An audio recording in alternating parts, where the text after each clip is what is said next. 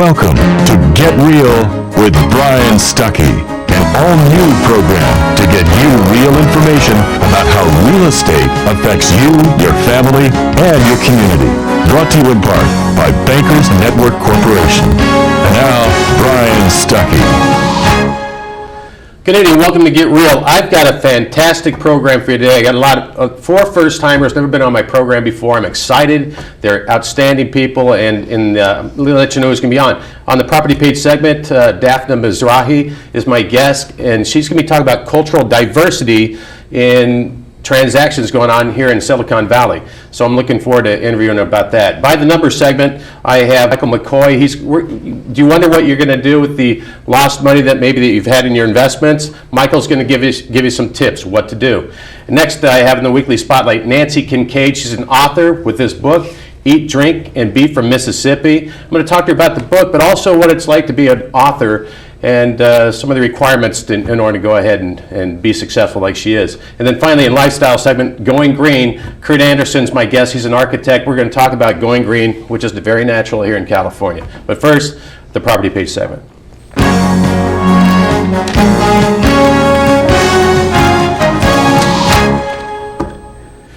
My guest is Dafna Mizrahl, and she's an outstanding real estate agent. She's been here for, you've been in the business for 30 years, which tells me that as soon as you graduated from high school, you jumped right into the business. And yes, absolutely. I'm really 5 right now. No. Well, with that, you've accumulated a lot of experience, but also you've seen a lot of things happening in the Silicon Valley. You probably were here then when the orchards were around and everything else. But first of all, before we go into some of the cultural considerations that you have in real estate transactions, first of all, what's the market like out there right now? Well, it's very interesting. In some areas, we have multiple offers. We have a lot of first-time buyers are using the wonderful tax breaks that Obama is giving us. Mm-hmm. And also because of the REOs and short sales, a lot of people are coming in to help their kids to buy real estate. And also a lot of people are really feeling that this is an opportunity to buy because of the fact that the prices have gone down. Property taxes will be, in that way also would be low. And so I think it's a fantastic time, and I'm really enjoying it. I think it's going to be a great year. Okay, so there's activity and there's a lot of optimism moving forward then as well, correct? Absolutely, and I think with Obama extending the tax thing to April, I think it's going to give even more people who have been waiting and not done much to go ahead and do that, to help their kids or themselves to buy something. Okay, this is a very culturally diverse area, Silicon Valley. And so why is that important when it comes to transactions, of being sensitive to that and understanding that? Well, it's very interesting. I've been doing this for 30 years, and when we started real estate and you were going to put a house on the market, basically you looked at what's for sale, what has sold, and just market in that perspective. Today, I think it's very exciting because when you put a property on the market, depending if it's in Campbell, Saratoga, or Cupertino, you have to really evaluate not just the house itself, but if you're going to stage the house, you have to understand who are the buyers who are going to come in and what colors and what things are they looking for. So if you have a client who has a very small kitchen, how can you paint or do things to make the kitchen look bigger? Because, for example, Indians and Chinese and Israelis like me, we spend a lot of time in the kitchen. So the bigger the kitchen, the better chance the house has.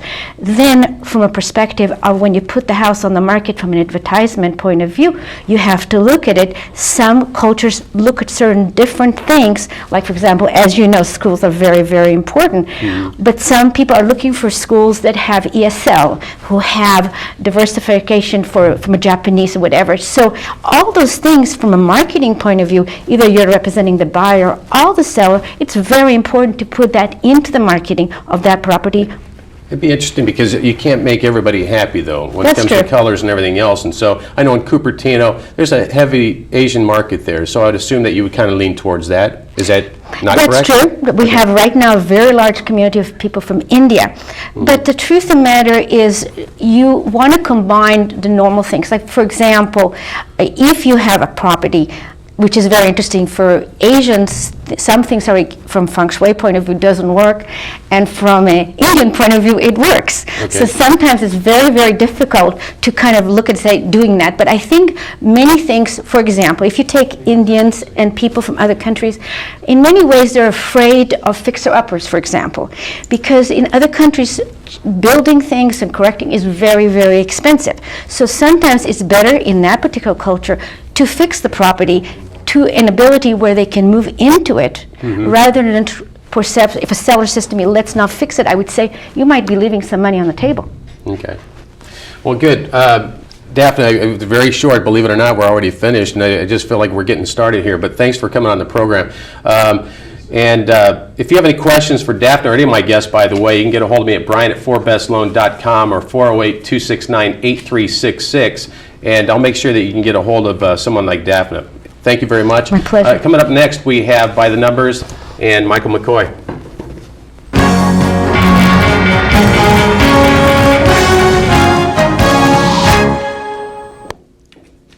My next guest is Michael McCoy, and he's with VALIC Financial Services, or Financial Advisors, and a lot of people are wondering what is going to happen with their investments that they, that have lost a little bit of money here and there. So, Michael, I just want to talk to you more about that. A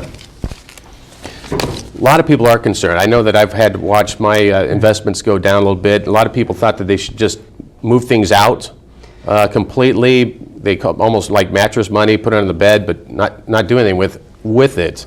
Yeah, there's a lot of fear. I mean, we are in the middle of a recession, and having said that, the market is a leading indicator, and it really has performed great. It's outperformed a lot of economic expectations since March. It's up about 60%. Okay. And for those clients that have moved into cash and bonds and other really safe asset classes, it's probably time to be looking at putting it back into the market. As a financial advisor, I really try to work with clients to get them to have a consistent risk tolerance so that they're not swinging back and forth between the different asset classes. Okay. Can I see the first? Yeah, let's go ahead and put some slides up there. Here he come. Thank you, Walter. What's this one? This is a 10-year forecast? Great, yeah, and this is something that I try to talk to clients about. But basically, the point of the slide is if you have 5 or even longer period of time until you retire, there's a pretty high likelihood that the market is going to be up during that time. For instance, if you're 5 years away or more from retiring, you have a 75% chance that the market is going to be up rather than down. And if it's a 10-year period, it's a 90% chance. Okay, so we're more in the 25%, or we've just come through that, perhaps. Yeah, and the So market hang in has there. really been growing, and that's the main thing, is to hang in there. Hang in there. Next one. Well, that's you. Your current situation. Right, and I like to just take an assessment when I'm doing a financial plan for somebody to look at their current income streams, what they're going to have for retirement, and look at Social Security, any pensions, look at their savings, and see if there's a retirement income gap. If they do need to make adjustments, then they might need to take stock in their current situation. Can I see the next slide? Yep. They may need to reduce some of their expenses and look at if they need to perhaps postpone, work a little bit longer, or save more, or perhaps invest more aggressively. I touched a little bit a minute ago on rebalancing, and this is probably a great time for people to be rebalancing their portfolios. What this slide is showing is that if you rebalance during a recession, it's really going to help out your portfolio. If you look out 10 years or more, you're going to see more significant growth. For instance, people have lost about 25 to 40% of their portfolios now. And so they're looking, if they started out with a 70% allocation to stocks and a 30% allocation to bonds, that allocation would have changed, maybe 56% stock, 40%. Okay, so it became outdated. It became outdated Okay. because the market changed on them. And the whole point is, let's look at that portfolio now, rebalance it, and get it back to where it needs to be, heading back to that 70-30 split. Okay, and then Walter, the next slide, it says fix your mix. And that's one of the messages out there is... This one actually says save more. So I Okay. don't know where that one's at, but Yeah, if you can save more during retirement or during your working years for your retirement, that's great. And one of the things that you can do is try to max out your employer's plan. A lot of people have 401ks available to them. They may not realize that the limits are pretty high. You can actually save $16,500 this year, and if you're over 50, $22,000. That's pre-tax dollars. So it's really a nice way to save, and you want to try to max out that employer plan if you have that available to you. Okay. And do we have any more there, Walter? Did we get to fix your mix? No, that's it? Okay. So, so what lies ahead?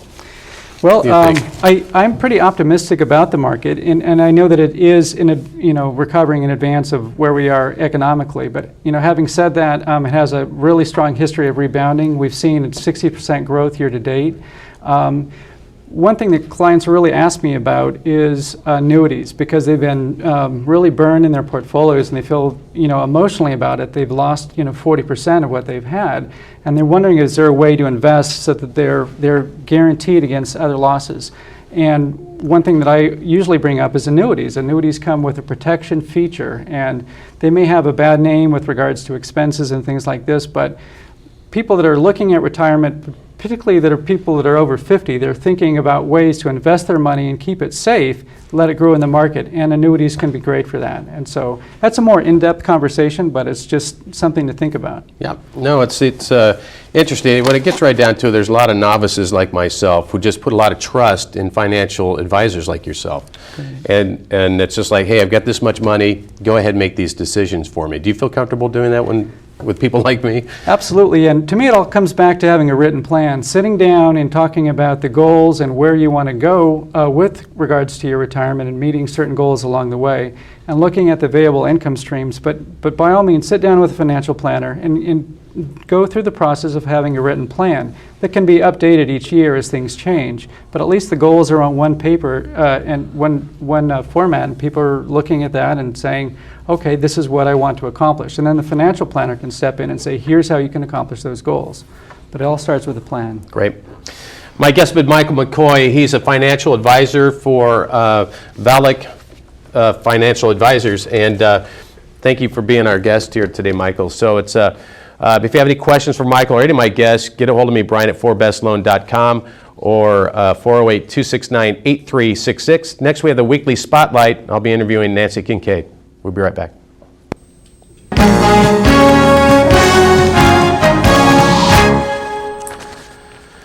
My guest, I'm excited about, Nancy Kincaid. I'm reading her book right now. It's called Eat, Drink, and Be from Mississippi, and I'm sure you're scratching your head like I was, but it all falls into place. I just want to reassure you that I'm loving your book. Thank you. You know, nice to hear. And it's like I met you one time in Santana Row with your husband, Dick Tomey, and I knew at that moment I want to interview you sometime, but I wanted to at least start reading your book. So, well, good. Anyway, I just want to know that we kind of put our trust in you when you start reading a book like this, and so it's ultimately that you're going to take us down and tell us a great story that we're going to really enjoy, and then at the end of it, you're just going to kind of go. So you're a happy ending guy. Yeah, well, I am, but that doesn't mean that it can't be, like, Yes. gripping at the same time. So maybe I'll find that in here. But is that ultimately what an author seeks to do? Is to either they want to create some sort of emotion? I think what I try to do is tell the truth without the facts. Basically. I tried to have an argument with my mother once that the facts are the facts, but the truth is something different. So strangely enough, fiction can be a really good vehicle for trying to tell the truth. And so that's basically what I set out to do. And in this story, I was just interested in the power of place, because I'm a transplanted Southerner. Yeah. Even though my accent is waning, I think. Maybe. But I just realized that had I been born here, I would be a different person. Had you been born in Alabama, you would be a different person. And how much of a grip does the place of birth have on us? and for how long. Yeah, and right off the bat, you know, it's the setting is in Mississippi. Right. And a lot of us I was born and raised in California, I don't know Right. much about Mississippi. You only hear stories pretty much. Right. And It's all true. It's all true. Yeah. But it's and I don't know how some people like myself could be transplanted there. Actually, you know, you want to believe that you'd really love it. But there's sometimes realize maybe it's not as exciting as we need it to be or something like that. But you were able to cross over from Mississippi and then bring it right in our backyard because you use Silicon Valley pretty much, or the Bay Area, Right. as a great setting. Was my first story not set in the South. So I've always written Southern characters set in the South because it's a very rich lore there to mine the characters, the places, the peculiarities of the people. But here I started setting the book in California, but I realized I wasn't sure of the interior life of a native Californian. So I had to bring transplanted Southerners to California because I know how they think, and I thought I could write their interior lives. And it's my first book also from male point of view. So I'm trying to write a transplanted Southern male who comes to California. Well, I got to go ahead and say I've read this to you before because I was caught by it. This tells me that you know something about the male, and it says, I'll go quickly into this, but I'll say, at the time and energy Shauna required for intense self-preservation and upkeep freed up lots of time where Truly was left to his own lazy devices. But you went on to say that she wasn't high maintenance to him, she was more high maintenance to herself. Right. And she let him up to his own devices. And so I'm just going like, wow. Well, that's the classic Southern woman, high maintenance, but she takes care of that part. Yeah. So the man doesn't get worn out. Yeah. You know. Well, it was interesting to me because I think you've lived here now 5 years. 5 years, and so I believe you've spent a lot of time in Santana Row. But it sounds like you've been around a lot of different places because that's one thing is that I think you run a danger of is that if you're somebody who's born and raised here, you're worried about that they might slip up on on something, maybe a neighbor. See, what you're talking about is at the core of the book. Because Yeah. I think some people are born where they're meant to stay forever. And other people are born, I wouldn't say in the wrong place, but they're born somewhere that they need to leave. And what happens to the people born to stay who are forced to leave? And what happens to the people born to leave who are forced to stay?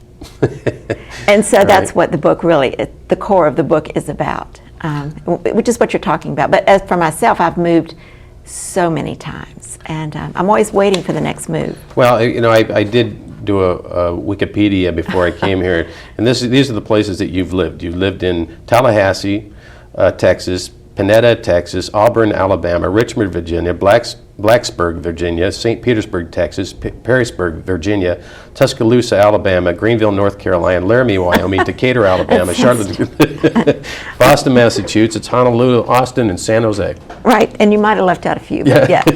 Yeah, it's a lot of moving. It's a lot of moving. No, but to me, that's a lot of.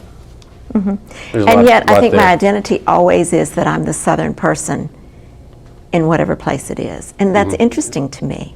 So maybe anywhere you go, you're always the California guy there. I don't know. Yeah, well, that's what I understand. When I do get to those places. But what process do you go through? And like, is there any absolutes when you're putting together a story? Like if you're writing a song, there's the verses of the chorus, and there could be a bridge in there. Well, theoretically, there's a plot, but Yeah. the way I work is very different. I don't draft the book. I don't do an outline.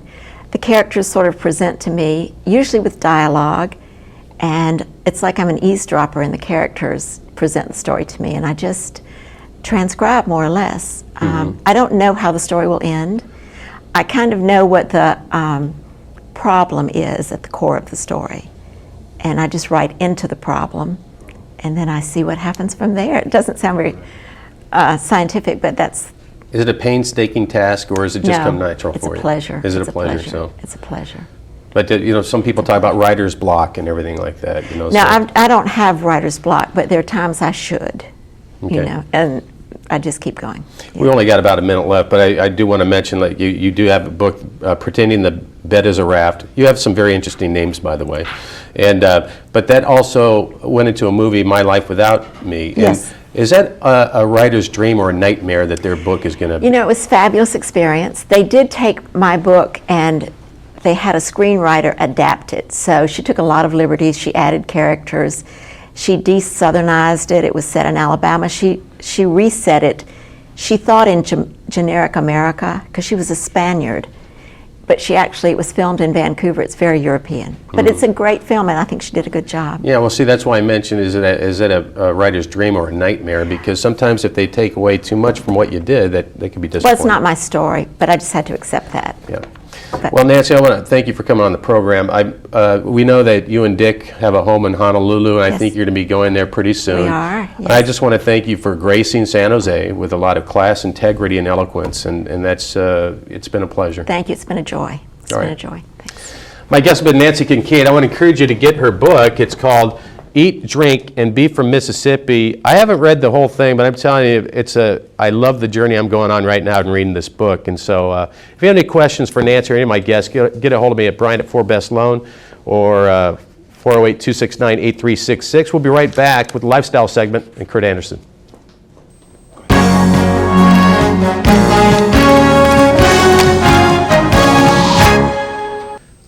My guest is the very own Kurt Anderson, who's an architect with, Anderson, I forgot, Anderson, you told me before, what is it, Kurt? It's Anderson Architects. Anderson Architects, that's not too difficult, but, Kurt, I'm excited because, one, I've heard some very nice things about you. You know, you've been in the business for a while, but especially now you're going green, you know, and in most of your projects and everything like that. And a lot of people, it's very, very important, you know, that we consider that because we are the leaders, of course, in the world about being conscious of our environment and everything around us. So is this something that you had been working towards moving into, is getting green, or is it? Well, first off, let me thank you for having me on the show. Yeah. It's a I just had to pleasure stall be some here. time while they're plugging you in, Yeah, brother. I noticed that. Well, actually, California has been a very energy conscious state since the late 70s when we instigated what they call Title 24. It's an energy analysis of the structures that we create to make sure it conforms to certain state standards. Well, we've moved past that now. We've moved beyond that. Now the whole thing is green. The green movement really actually started in Europe because of the density of the people and the type of materials and the water and the power consumption requirements they have. But I will tell you that green is more than just solar panels on the roof, Brian. Mm-hmm. That's what people say, build a green, put solar panels on the roof. It's more than windmills. It really is, it's about creating structures that are energy conservation, very sensitive to that, water resource management, reducing water consumption.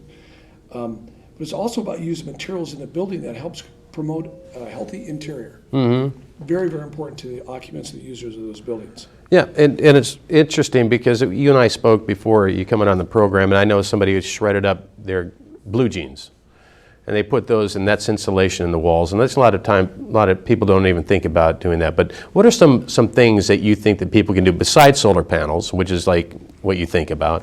What are some things that people can do around their house that could help greenize their environment? Well, one of the things they can do immediately is they can go to low flow plumbing fixtures, low flow toilets, shower heads, sinks, because that's going to reduce our water consumption.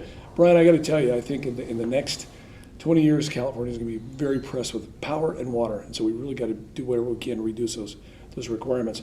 We're currently working on a building in Stockton, California, and by selective fixture we've done, we're reducing the consumption of that building by 1 million gallons of water a year. That's just one building. Mm-hmm. And you think about it, if we can do that across all the structures, California's going to make a big difference. But specifically to respond to your question, it's about carpet. If you're going to replace, you can replace a carpet inside your house. Now, that new carpet smell everybody loves? Well, guess what? That's formaldehyde that you're smelling. And that's called off-gassing materials, and that is harmful to the people that live there. Mm-hmm. So if you go with natural carpets, you go with low VOC paints, which are volatile organic compounds, to reduce that formaldehyde in the house. That's going to make the house more green. It's going to make the people healthier. Mm-hmm. So that's all. It's all about that. It's about materials and the environment and the usage. Well, it's interesting because then there's a clash between business, producers of this type of carpet, for example, and, being green and everything else. So where does that fall into play? Because you must work with a lot of people that, produce these carpets. They want to sell them. If you tell them that their carpets can't be used because it's not green, isn't there a conflict there? Well, interestingly enough, most of the manufacturers have made that commitment to go green. Okay. Because the handwriting's on the wall. State's going to adopt new standards. California is going to adopt new standards next year for energy consumption. And it's all these things are happening. So by reducing the amount of formaldehyde and these other additives you put in their materials, it's also making them more of a green manufacturer. Okay. So it's all part of it. It's not just the users, but it's the producers and the manufacturers of these products also. And what incentives would manufacturers have in order to produce these green products? Is there incentives for them out there? And also, are there incentives for people like ourselves, homeowners or business owners, to go green? Well, I think from a homeowner standpoint, I think if you're going to, the incentive is to create a healthier environment for your kids. Yeah, so you should and be happy. yourself. That's an incentive enough. And as business owners, there's been many studies done stating and showing that green environments have less absenteeism, higher worker productivity. So yes, there is a great incentive for the people who use the structures to make a change. As far as manufacturing, well, if they don't produce carpets that are going to be green, They're not gonna get the be in business. Yeah. Because the world is moving that way. Right. So it's really keeping up with the times. Kurt, I want to talk about your music real quick. So let's plug. What do you do? You play some music. Go ahead. Where is it? Well, Brian, as you know, because you've actually sang with me a couple times, my partner's name is Johnny Reason, Yeah. and we play at Viva's in Los Gatos on Wednesdays and Saturdays. We actually have a Christmas CD coming out next week. Really? So we're going to be playing that, so you got to come into All right. our CD release party. And you got to come back and sing with us again. You did a great job the other night. Thank you. No, I appreciate that. If you want to see Kurt, again, Viva on Wednesdays and Saturdays. Correct. Kurt, so Kurt Anderson's been my guest. If you have any question for Kurt or any of my guests, please get a hold of me at Brian at 4Best Loan or 408-269-8366. I want to thank all of my guests, Dafna Mizrahi, and Michael McCoy, Nancy Kincaid, and Bruce, Kurt Anderson. I used to always call him Bruce because that's the editor of some other magazine I interviewed. So anyway, thanks for joining us tonight. We'll see you next week on Get Real.